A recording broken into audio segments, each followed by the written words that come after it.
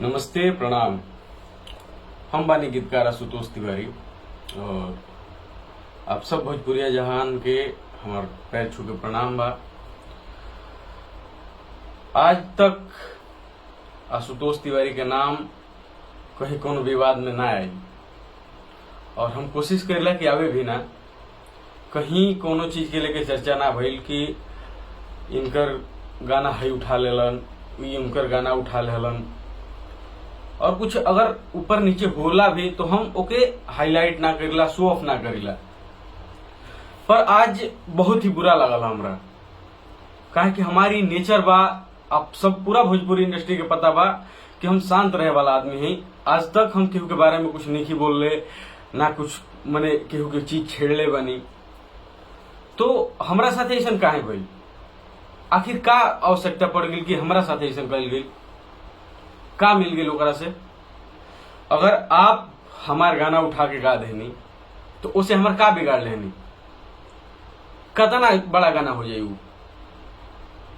लेकिन इस चीज से राउ छवि पे का असर पड़ी, इस चीज के तो खुद ही अंदाजा हुई, काहे कि रउआ साथे पहला बार नहीं थे। खैर, जो भी बा बढ़िया बा, अच्छा कहनी। इंसान के अपन कर्म के ही फल मिलेला। जौन रउआ कैले बनी ओकर भुगतान करब। कर्म प्रधान विश्व करी राखा, जो जस करहि सो तस फल चखा।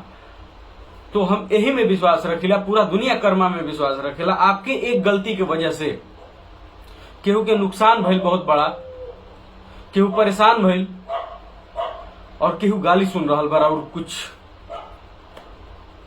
जो लोग बाने अपने आप के महान यूट्यूबर, क्रिएटर, फेसबुकिया जे भी बने, तो एक राउर गलती की वजह से एक निर्दोष आदमी गाली सुन रहा है। रउआ के मजा आ रहा हो, खूब हंस रहा हो। आज रउआ अपन कहीं जगह पे बैठ गए, एक तो चोरी, ऊपर से सीना जोरी। जो राउर राइटर साहब बने, आज तक तो उनकर कोनो हम गाना नहीं सुन ले, ना कहीं नाम देख ले बनी। अचानक से नया राइटर पैदा होता है, नया चैनल पैदा होता और गाना आ जाता। बहुत अच्छा बात बा, रउआ ले आई करी, लेकिन एक चीज के ध्यान रखब, सही आदमी के छेड़ब पूरा गलत होला। तो सही आदमी के रउआ छेड़ब तो ओकर कहीं ना कहीं अगर हम परेशान होता नहीं तो रउआ के केहू और परेशान कर दी, केहू और ना भगवान परेशान कर दिए। हर चीज के भगवान देखा तने, एक मात्र राउर गलती की वजह से इस सारा चीज हो रहा बा। रउआ में मजा आ रहा बा, रउआ विवाद में रहे के शौक हुई। राउर साथे जे भी बा ओकरा विवाद में रहे के शौक हुई। ओकरा गाली से, केहू के बोलला से कोनो फर्क नहीं पड़त, लेकिन हमरा पड़ता।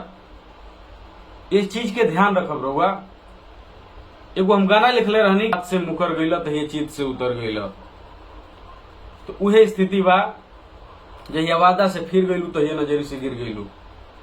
तो हम तो जिंदगी भर इस चीज के ध्यान रखब कि हमारा साथे का भइल बा, काहे कि हम केहू के साथे गलत नहीं कैले और हमारा साथे गलत भइल बा। तो इस चीज के ध्यान रखब। अब हम बहुत ज्यादा ना कहब, ना हम केहू के नाम लेब, लेकिन ये अच्छा नहीं है।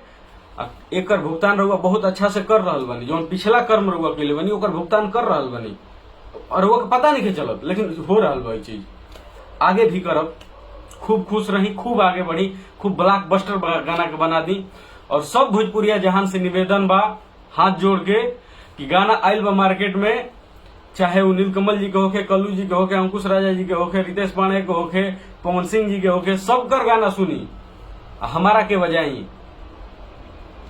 चाहे वो पियर फराक वाली होके, राजा जी के दिलवा होके, गर्मी बढ़ल बाटे होके, नीलकमल जी के, अंकुश राजा जी के पेप्सी वाला गाना होके, रितेश भैया के नाचते में हो गई भोर, अभी कल्लू जी के लेट हमरा लिखला में आइल बा। तो आप लोग ओके का जला अमवा के बगिया में अभी नीलकमल जी के बहुत बड़ा वीडियो आयल बा, जवानी के अचार डालोगी। तो ओकरा के देखी, भाई साहब ने पूरा मार्केट में आग लगा दिया है, पूरे वीडियो में आग लगा दिया है। तो आप लोग उस चीज को देखिए, अच्छी चीजों को बढ़ावा दीजिए। कुछ लोग हैं जो चाहकर भी कुछ नहीं कर पाएंगे। तो प्लीज आप सारे गानों को हमारे सुनिए, बढ़ावा दीजिए। अमवा के बगिया गाना सुनिए, टी सीरीज पे आया हुआ है गाना कमर के नीचे चोटी कके चलेलू छोटी। तो सब गाना के सुनी, प्यार दी हमरा के आशीर्वाद दी। हम विशेष तो बोलब ना, बाकी लोग समझदार बा, समझ गई हुई। तो हमार गाना के बहुत प्यार दी। और पियर फराक वाली लगन के हिट गाना बा, वो एकदम चोट लागत हुई दिल पे। हमरा खूब पता बा कि उ लाइन जोन बानू मारब चला के रसगुल्ले से, उ सीधा राउर करैया पे चोट लागल बा। खूब खुश रही भैया जी, नमस्ते, प्रणाम, जय भोजपुरी।